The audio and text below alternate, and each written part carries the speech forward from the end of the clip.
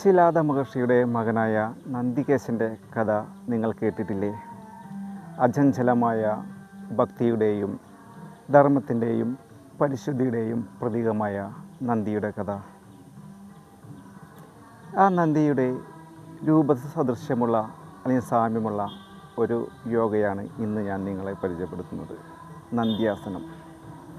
ഇത് വളരെ ലളിതമായി തോന്നിയേക്കാം, അല്ലെങ്കിൽ എല്ലാവർക്കും ചെയ്യാൻ പറ്റാവുന്ന ഒരു യോഗയാണ്.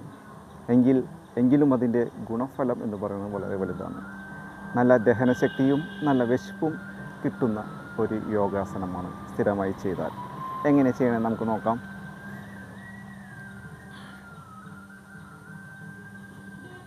ഇത് വജ്രാസനത്തിലിരുന്ന് ചെയ്യേണ്ട യോഗയാണ്. അതിനായി വജ്രാസനത്തിലിരിക്കാം.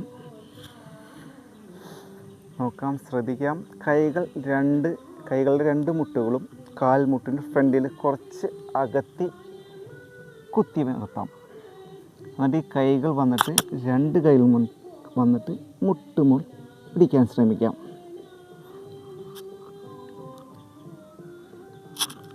ഇനി ശ്വാസം നന്നായി ഉള്ളിലേക്കെടുത്ത് മുകളിലേക്ക് ഉയരാം. തല നേരെ മുകളിലേക്ക് കൊണ്ടുപോകാം. ദൃഷ്ടി നേരെ നോക്കാം. ശ്വാസം നന്നായി ടൈറ്റ് ചെയ്ത് പിടിക്കാം. ശ്വാസം വിട്ട് പഴയ രീതിയിലേക്ക് വരാം. അങ്ങനെ പറ്റാവുന്ന സമയം വരെയും ചെയ്യാം. വീണ്ടും ശ്വാസം ഉള്ളിലേക്ക് എടുക്കാം. നേരെ മുകളിലേക്ക് ദൃഷ്ടി നേരെ നോക്കാം. സ്ട്രെച്ച് ചെയ്ത് പിടിക്കാം. മുകളിലോട്ട് തല.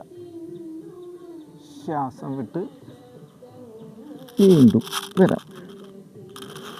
വീണ്ടും ശ്വാസം ഉള്ളിലേക്ക് നന്നായി എടുക്കാം. സ്ട്രെച്ച് ചെയ്ത് പിടിച്ച് വേണമെങ്കിൽ ഒരു സൈഡിലേക്ക് തിരിഞ്ഞ് ഇങ്ങനെ നോക്കാവുന്നതാണ്.